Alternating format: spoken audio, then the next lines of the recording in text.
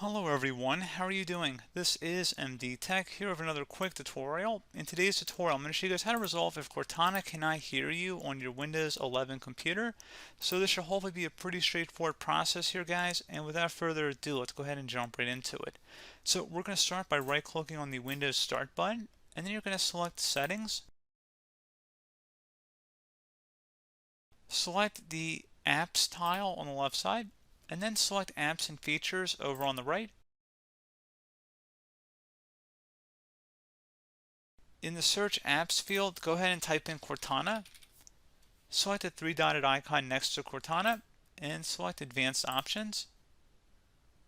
Versus App Permissions, Microphone, make sure it's set to On, and that should hopefully be it. So pretty straightforward process, guys. Do hope I was able to help you out, and I do look forward to catching you all in the next tutorial.